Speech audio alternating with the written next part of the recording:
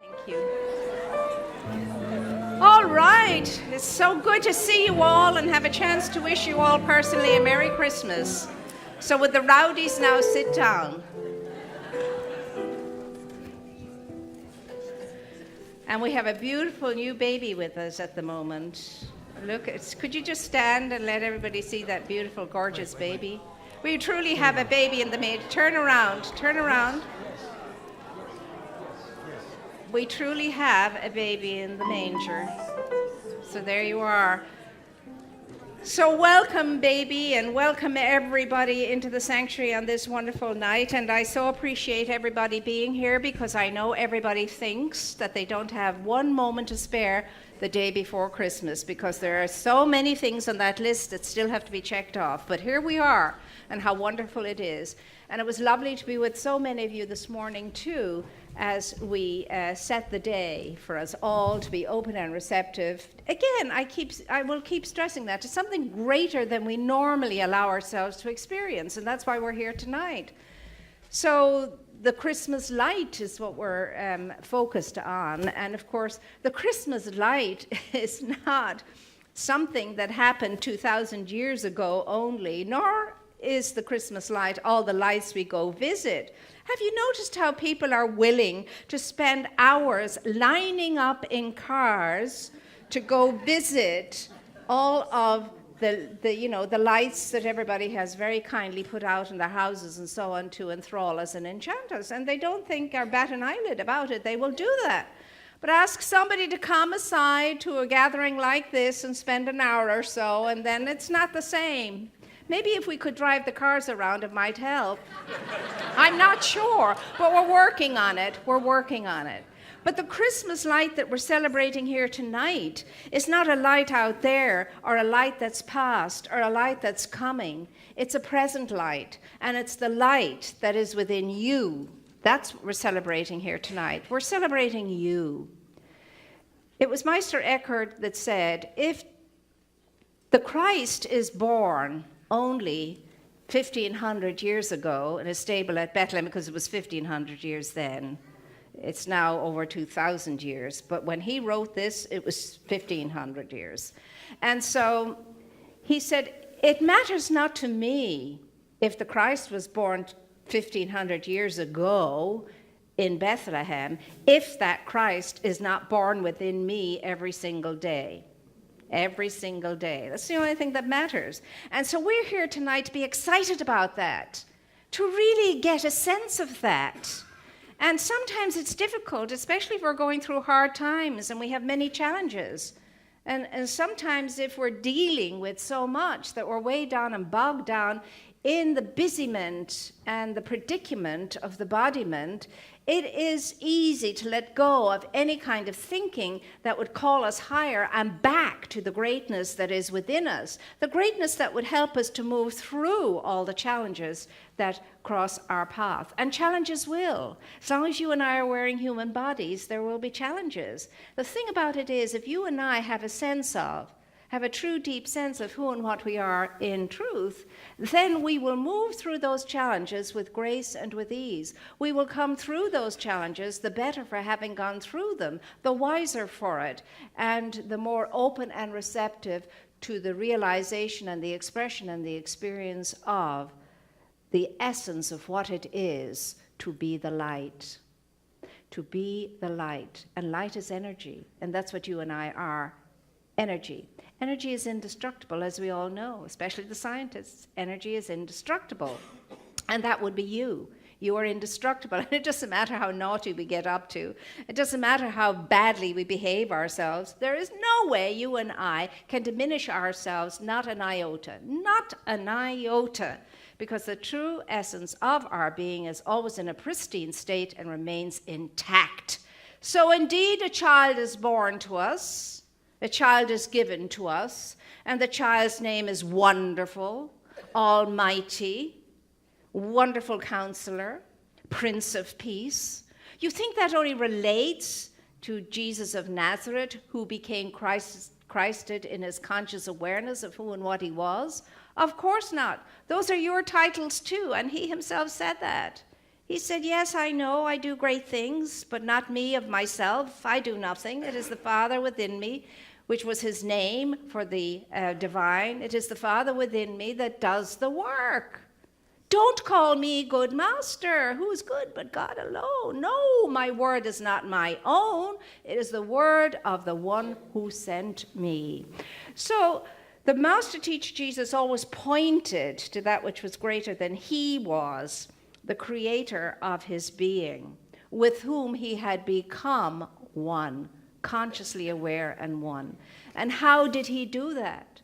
He did that by focusing and concentrating on the true essence of his being. And the more he did that, the more he got in touch with the greatness that was within him and around him, about him, above him, and below him, the less and less he became identified with just his human predicament, his humanity.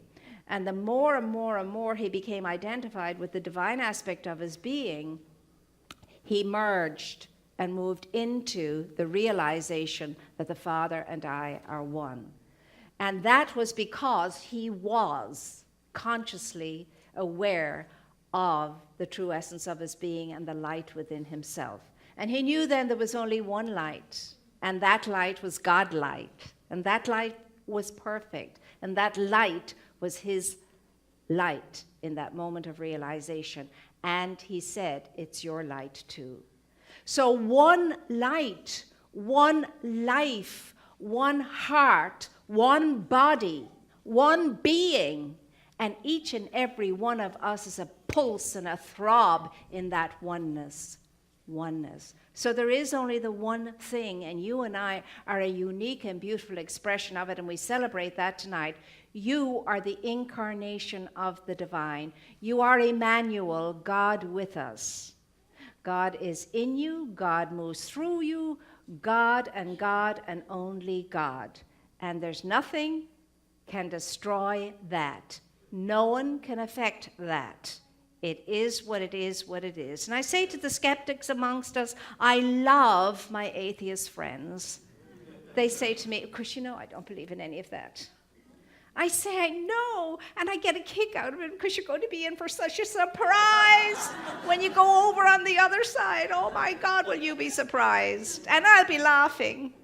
And so we laugh about it, we do. And they're the most beautiful people, my atheist friends. They're very good people, they do a lot of good, they love to volunteer, they help out, and so on and so forth. And I think that says a lot for those individuals because they're not doing it for a heavenly reward. They're doing it just because it needs to be done, and they're kind people. And you know, at the beginning and the end of the day, it's all about kindness. But here's the thing. No one can grow for you. Nobody can do your growing for you. You have to do that growing yourself. There is an expression. Nobody can grow for you. It doesn't matter how tall your grandfather was. That's an Irish proverb. No one can grow for you, and it doesn't matter how tall your grandfather was. You must do your own growing. And so this thing called Christmas is not just something that happens one day or 2 days or 12 days, because Christmas truly and really, and I'm endeavoring to educate us all here, begins tomorrow. First day of Christmas is tomorrow, and it goes on until the 6th of January, which is the 12th day, the 12th night. And so that's when you do all your Christmasing during those 12 days. Now, when I was a child growing up 200 years ago in Ireland, everything closed down over Christmas. 2 weeks, everybody was off work for 2 weeks, except, unfortunately, for the people who had to serve in stores and so on and so forth. But all the businesses and the factories and so on, they came to a standstill. 2 weeks, or at the very least 1 week. And so people had time to relax and enjoy and savor the flavor of it all. And so Christmas is an atmosphere, it's an energy, it's a power, it's a presence of something that is more than the usual, more than just what we're used to experiencing, coming and going and toing and froing and going about the busiment of the embodiment. That's what Christmas is all about, and that's what we're here for tonight. That's what we're celebrating. And it's all about you. Do you understand? It's you. If it's not about you, it's not Christmas, and we're not understanding it, and we're not getting it. So we, like Jesus, the wayshore, have to endeavor to open ourselves to a silent night here and there, which just means a little chance to draw aside and have a purposeful pause, and to recognize that there is a spiritual life to us too. There's a spiritual entity that we are, and that requires some attention. And that attention must be given if you and I are to become consciously Christed. And we're capable of it, and that's what we're here to do, become Christed consciously. Now, we were all born Christed. All of us are Christed when we come in. But we have to wake up to being that consciously. We forget about it sometimes as soon as we come in. Very few of us don't forget about it. And so we go through our lives, and our lives are such that we allow ourselves to help ourselves become consciously Christed. Now, it doesn't happen because you and I make up our minds to say, oh, I'm going to become enlightened. I'm on the enlightenment path. I am seeking enlightenment. Enlightenment is what I'm seeking. And so like the young student that went to the monk and said to the monk, how can I make myself enlightened? He said, well, can you make the sun rise? He says, no. Well, but he says, what about all the spiritual practices we have to go through? He says, that's so that you can be awake enough to see the sunrise. So keep practicing. You see, if you and I are seriously seeking it and thinking that we can get to enlightenment by doing this and doing that and participating in this and participating in that, it's likely that it's going to take a long time for that to happen. Quickest way into enlightenment is just to be who and what we are. That would be kind, be considerate, be mindful. Do no harm. Wherever you can do a good, do a good. If a need crosses your path, endeavor to meet it. And that's how enlightenment suddenly arises up in you, and you realize, hey, before enlightenment, chop wood, carry water. After enlightenment, chop wood, carry water. I've been doing it. I've been being it. I am it. And you do that in the greatest of humility. It's not something that you can chalk off and mark off something on your list, your bucket list, before you take off for bigger and better things. It's not that at all. It happens naturally. It happens quietly. It happens when we least expect it. And when it does, oh my goodness me, oh my goodness me. And there are many of us out in the world, and you amongst us, out in the world trying to be good, doing good, and so on. And I want to say to all of you who volunteer anywhere, not just in your spiritual centers or in our spiritual center, but wherever you're volunteering, oh my goodness, thank you so very much. Because you have no idea of the good that happens because of your volunteerism. Sometimes you get a glimpse of it, but not always. And I loved the story I heard this week about a volunteer who dressed up as Santa and went to a nursing home to bring some cheer and goodwill in the nursing home. And of course he went around and he was chatting with everybody, and he went into the common room and the recreation room, was chatting with everybody, was singing songs and so on and so forth. And then he said to one of the nurses, I'd like to visit the people who are confined to their rooms. And she said, absolutely, sure, come along. You start in this corridor. First door is here, and Margaret is in this room. So he stands at the door and he goes, ho, ho, ho, hello, Margaret, Santa's here. And Margaret, in a sweet little voice, said, well, how wonderful, Santa. It's good to see you. And so he said, and what about you, young girl? What is it that you're looking for Christmas? And she says with a little smile, I'd like a kiss from you, Santa. So Santa comes into the room and he says to her, your wish shall be granted. And he takes her hand and sweetly and gently he kisses her hand. And then he says to her, God bless you. God bless you, Margaret, in a sweet voice. And then she said, well, thank you, Santa. Thank you, Santa. And off he went. And so he went about the rounds, and at the end of the rounds, he said to the nurse who's leading him to the door and helping to carry his stuff, he said, you know what? I'd like to visit Margaret one more time. There's something special about Margaret. I'd like to visit her, and I'd like to say goodbye to her. And then the nurse paused. And she said, well, actually, she says, Margaret has passed on. And he was stunned. And then she said, but you know, before she passed on, she talked about being blessed by Santa.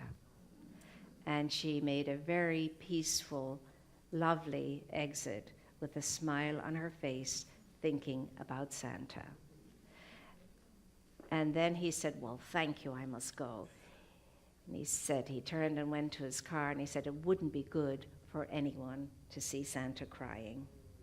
And so you never, ever know, do you? You never know the good that you can facilitate, that you can bring to somebody in need, even when you don't know they're in need. It's an awesome thing. I just love that story. I love that story. And I love the story that I shared this morning with the folk about the father who had been widowed and left with 2 young daughters. And he was out of work. He didn't have a job, and it was slim pickings. And he didn't know what he was going to do, so he just called the girls again. He said, you know what, sweetheart, this time Santa wants us to be able to give each other gifts of love. We're going to give each other gifts of love this Christmas, and next year it'll be back to normal. But this Christmas we're going to give each other gifts of love. So in the meantime, it's a few days before Christmas, he got this wonderful news. Christmas miracle happened for him. He won $1,000. So he went out and he got all the beautiful gifts he could think of and wonderful things to eat. And so he was very excited. He was going to create this wonderful scene for the children when they woke up in the morning. On Christmas Day, they'd be thrilled and delighted and so on. And so he had not been able to get, the children were, for some reason, they were just uneasy and so on. He wasn't able to put the gifts around the tree in a way that they wouldn't know. They were awake all through the night, and he just didn't get the right moment. So he came down early so that he could do that. And he had a sack of goods, and he was going to put them around the tree. And when he came in, the tree was full of gifts all over the place. And each gift had written on the gift, Dad, with love. And so he went to the gifts and he said, well, what's this, girls? What is this? And they said, oh, Daddy, we didn't want to see you not have anything to open up on Christmas Day. So we took all our favorite soft toys and our other toys and we wrapped them up and we put them under the tree, and they're our gifts of love to you this Christmas.